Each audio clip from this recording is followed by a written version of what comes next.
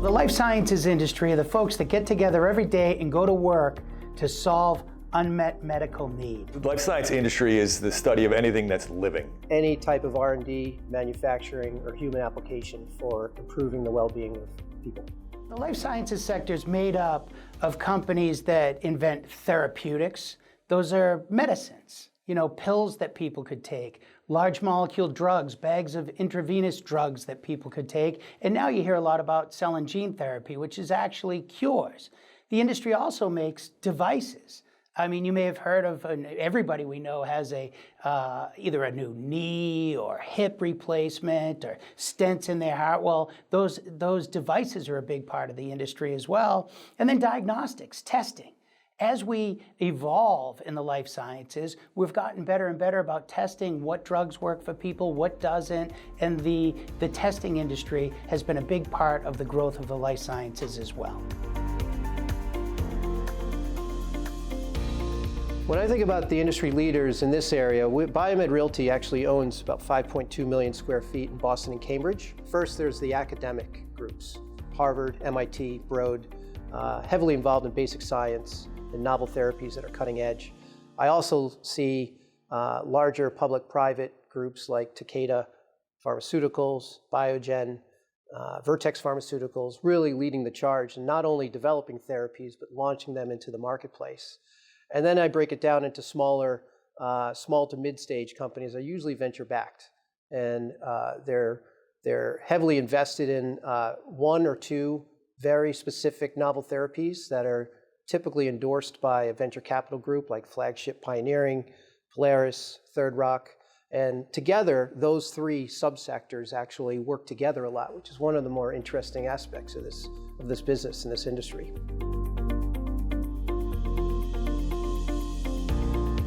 In general, the life science industry by its very nature is evolving all the time. And so science is changing constantly. There's new innovations, new techniques. When we're in the process of creating space, we are looking to create space that's relatively flexible in terms of what the occupant may need. The basic players there are real estate developers and investors who are engaged in supporting life sciences industry.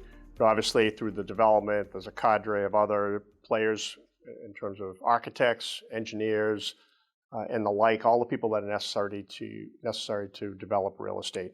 Some of the players locally that we collaborate and compete with on a regular basis here would be people like Alexandria, be people like Biomed Realty, Boston Properties, just to name a few. And there are many others that have entered into the business in the last several years. The process involved to deliver a novel therapy to a human involves academic research, it involves state, city, local level support in terms of enabling that process to happen. It involves public-private partnerships, and it involves a whole assortment of commercial entities. It's an extraordinary, diverse set of systems that are all intertwined with a common goal of improving the well-being of humans. So I think it's important to understand the growth that we've seen in the industry, and how it's happened over the last 5 years, 10 years, 15 years. So we've seen massive growth over the last 5 years, 7 years, and what that has driven is a lot of players that have, gotten into the business of developing these type of real estate buildings for these users. So Alexandria is certainly the largest. Blackstone Biomed is another large player. MIT has done a great job, locally here in Boston. There are, sort of fragments outside of that. Beacon, our approach is to invest in the largest markets, the largest life science markets in a pretty significant way. The industry that was, 75 million square feet, 90 million square feet is now 150 million square feet. Our house view is that 150 million square feet is going to 300 million square feet. So doubling in size. It's something, sort of beyond 2030, but less than 10 years from today. And so there's obviously a huge opportunity within that from a real estate investment perspective.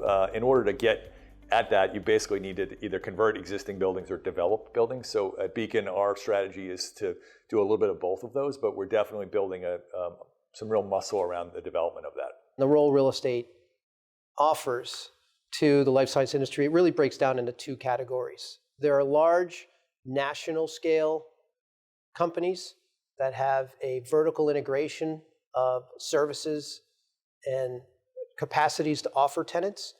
And then the second category is smaller, development-oriented companies that specifically focus on certain areas of the community, certain submarkets, and certain types of building types. So those two categories work together to grow the business and offer new opportunities to scale.